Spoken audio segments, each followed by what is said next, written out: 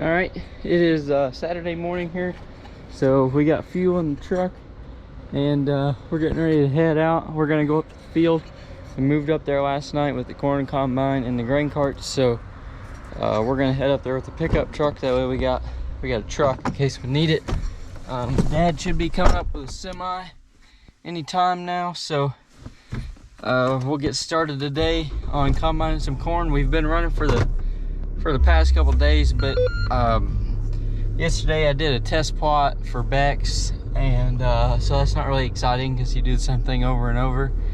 You have to take 6 rows at a time and then weigh it, and then go take another 6 rows for, I don't remember how many varieties there were, but there were a few. So anyways, we got that all done. We got a 50-acre field done. That's what that test plot was in. So we're gonna head out and get to shelling some corn.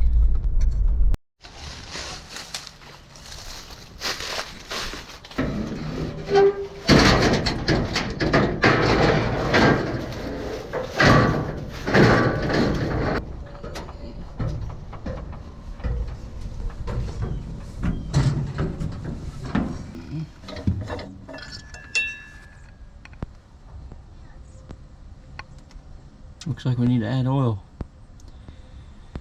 Great. Alright, well, I just put our daily quart of oil in this combine. It wasn't quite a quart. There's 3 quarts. It was up here at 4. So, not quite a quart today. But we're going to write down what the hours are on it right now, and that we filled it up to the full mark. And then we're gonna run it until lunchtime. We'll shut it down. I'll park it here on the level where it is right now, and we will check it again after we get back, after let's let it sit for a little bit, and then we'll check it then.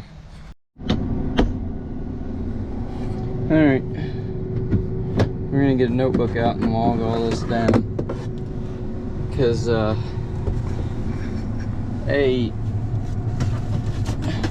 2-year-old combine with about 900 hours on the engine should not be using a quart of oil every day.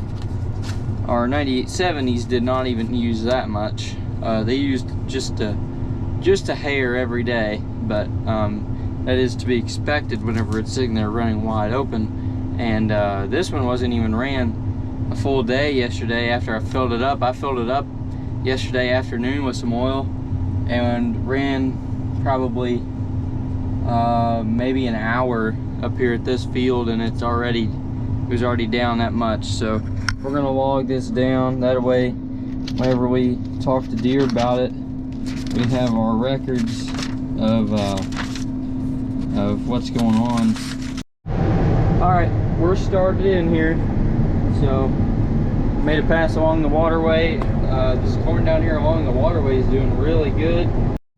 All right, well, we got the end rows off the field. This corn is all lodged and it is goosenecked, so the wind came in whenever it was younger and it blew it over, and then it decided it was going to keep growing, so it curved up like a gooseneck and came straight up. So it's all like shifted over a row, and I can't find the rows. I'll show you whenever we get out there. But I've just been trying to get the end rows off, so it's not very easy to film while I'm trying to get the end rows off, because it's pretty important to pay attention while you're going along the trees so you don't get any limbs in there and stuff. Alright, well, it's a couple of hours after I talked to you, but well, we better slow down here. But here we are. You can see what I'm dealing with here. I mean, there are absolutely no rows. If you look in the distance, you can kind of see them, but I mean, it is just impossible to stay on the road. So what I'm doing, well, it's been leaving little pieces here and there because it falls over and then it doesn't get in the head. So I'm just taking 11 rows at this point, because this is the worst part of the field. Saved it for last. There's that. She can go ahead. But anyways, this is what I'm dealing with. The places where you can see the rows, it's like 20 bushel corn, and so not very exciting, but it is good corn where it is laid over like this. It's not really laid over, it's just all tangled together. All right, here we are. We're at the point I never thought we would get to, but we're at the end. Taking the last pass.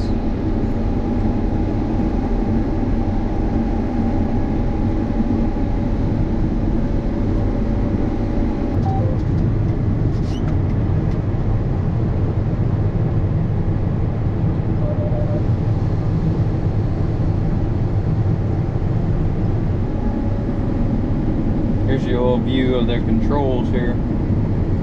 Way different than 9870. Got a camera on the end of the auger. It's really nice. If the grain cart's facing the other way, you can't really see over top of the tarp side.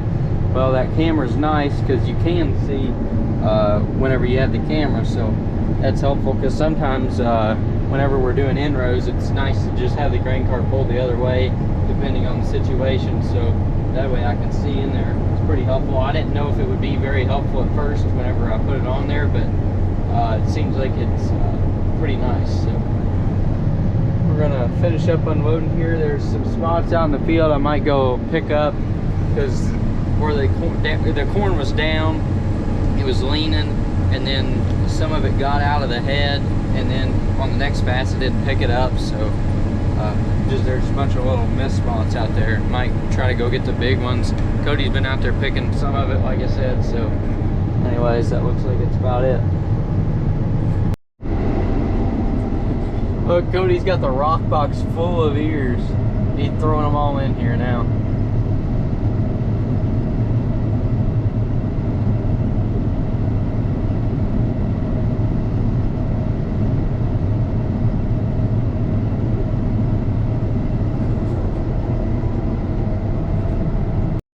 Alright, we got the head off.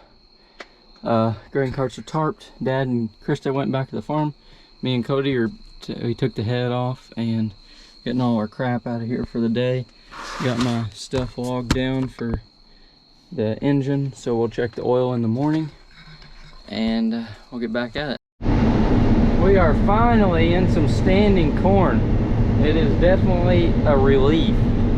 Oh, we got a full grain tank too. It's good corn. Good standing corn. There's Jacob. He's got the grain cart. Get me unloaded here before I run over.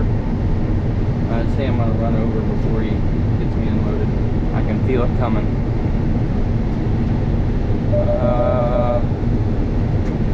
Yep, I can see it. It's dropping down off the cab.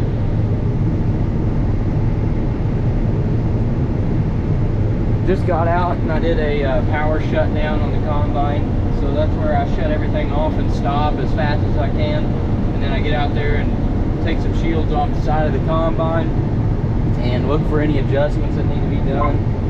Trying to clean up my tank sample a little bit, so I'm working on that right now, but I'm not really in the mood to stop today, so I'm just gonna go ahead and shut that off. Well, we might stop, I don't know. Oh, nope, he doesn't want to. Good. Yeah, we'll just drop that on the ground.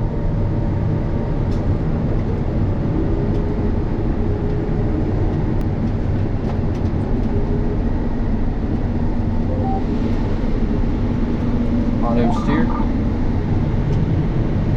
And we'll unload. Got the new Brandt 1320 grain car over there. Holds 1,300 bushel. So we can get a full semi load on there. And then he only has to dump on the truck one time. There's our grain tank camera. Well, not the grain tank, but auger camera looking into the tank on the grain cart. Running about 5 miles an hour and pretty good corn. Not excellent, not terrible.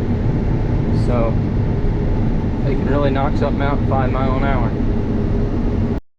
All right, that was a quick 20 acres. We got that knocked out. Got the hoppers folded down here. Now we got to do a little bit of moving. Nick just headed out with that, but he's got to go.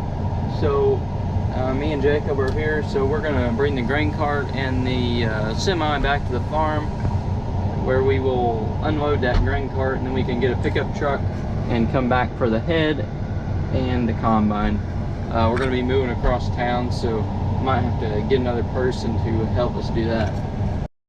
All right, well, we just got moved out here to the next field, got the head on, grain carts here and everything, so, but we can't really run tonight because we're full with the grain system, so we're just gonna quit for now. We have one truck we could fill, but we're just gonna quit for tonight and we'll get started again tomorrow. They are starting on the bean combine, so that's something we're gonna be working on tomorrow as well. All right, we're back out here this morning. It is Tuesday morning, so we are going to grease the combine. We just have to grease what needs to be greased, and then we need to grease our head. So we'll have to do, we'll probably do like all the 50 hour grease points. I'm not for sure if we have done 50 hours, but we do need to do those because they're pretty close on it. So looks like there's a couple of 50s. We don't really need to do the 400 hours because we haven't ran 400 hours yet. And we greased it before we started, so I have to go around here and find the rest of them. Usually these combines aren't bad because they put these little charts on here. They put these little diagrams here, shows you where all the grease fittings are, so those are helpful. So anyways, we'll get to it. Guess I should go over why I have two grease guns here. So this is the grease gun out of this truck. This one stays in here. I grabbed this one out of my truck because this is what I use to grease the corn head. We have to use different greases for the corn head and the combine, so I just grabbed the other grease gun, that way I don't have to switch back and forth. And then we have getting it mixed in, and it's not really gonna hurt anything, but I'd rather just keep it separate. It makes it a lot easier, so that's why we got two grease guns there to grease this. All right, next day, back at it. We did grease, got the combine all greased. Wasn't really much exciting there. Just had to get in and grease all the grease points. So anyways, we're working our way back and forth. I got all the inrows off this field. It's about, I don't remember how big this field is exactly, but anyways, we're working our way across here. Main thing is we're just waiting on trucks right now. This corn's doing really good, so the only one hauling trucks is my grandpa right now. I think Nick's gonna be coming later to help us out there, but for now it's just him, so he's having a little bit of trouble keeping up. Not a big deal, so we're still knocking out the acres today. Dad is up running the soybean combine. Well, by now Cody might be up there running it. All right, well, now we're in a situation where we are full at the field. So Jacob got the grain cart full and combine's full, so he took the truck back to the farm. My sister is going to be here in a little bit to run the grain cart, so she can do that, and then he can run trucks with my grandpa. So you're probably wondering what this huge blue stain on my shirt is. I guess it's like an ink pen or something. They got through in the washer. We don't wash these. They go off to the company Universe that makes them for us. So I guess they got an ink pen in there whenever they were washing it. So it's all over my sleeve too. So that's really nice. I don't know what they're gonna do about that. I guess I'll have to replace it because I don't think that's coming out. All right, guys, another day back at it. We got the 780 and the grain cart parked in here at the barn back home. We got done in that bottom field that we had moved to, so that's not our main focus for right now. We're gonna be working on the combine here in a little bit. Nothing major, just some improvements we want to do while we're kind of in the break period here. Right now we're gonna go spread some wheat, make sure our disconnect's on, make sure everything looks good back here. Don't see any substantial leaks. Stuff does like to leak on here because it's steel, and steel rust whenever you put corrosive fertilizers on it. So stuff does like to rust. But we will get up here, and we got hydraulic oil. check some engine oil here.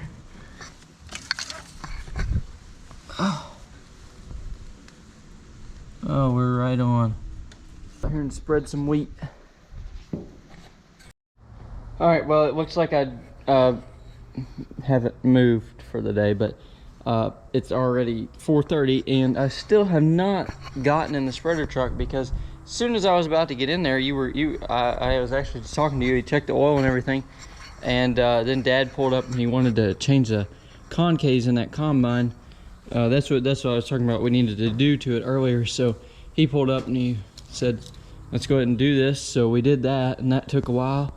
And then I just got back from getting the bean combine moved to another field, so he's down there working on that. So probably not going to be in the corn combine today.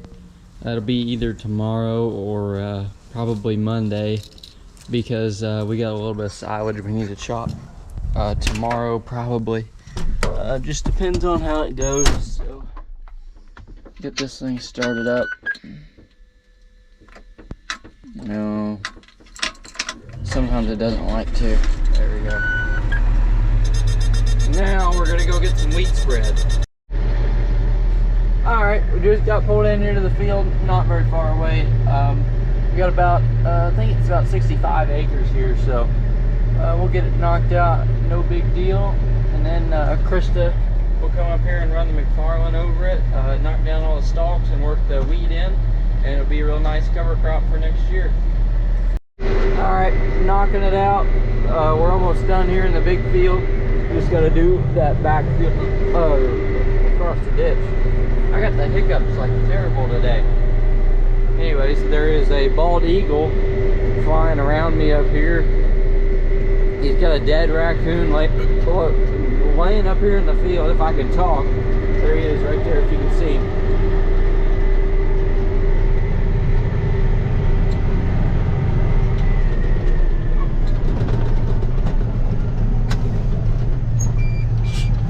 Been getting scared and flying away, but now I'm over this way a little bit, so over there eating.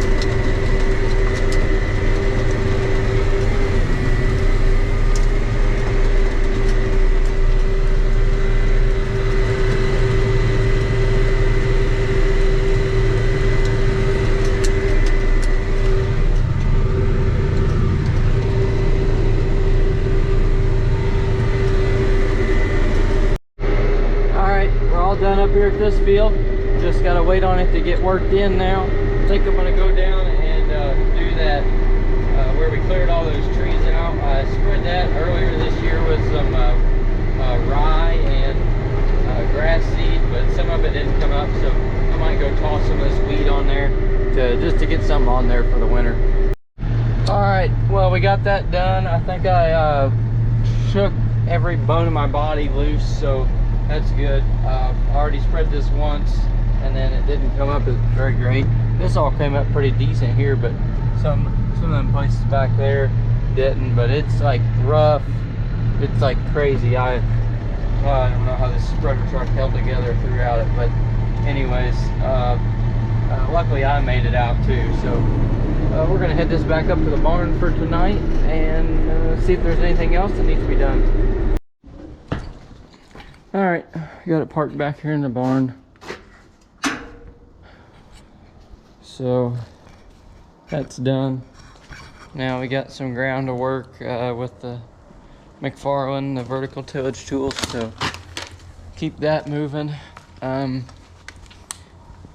I will talk to you guys tomorrow whenever we get started on something, whether that's combining or chopping silage. So all right, I'm gonna wrap this video up here. We'll get started on another video here in a minute, but we're gonna wrap it up for today. So thanks for watching. Please like and subscribe, and I'll see you in the next one.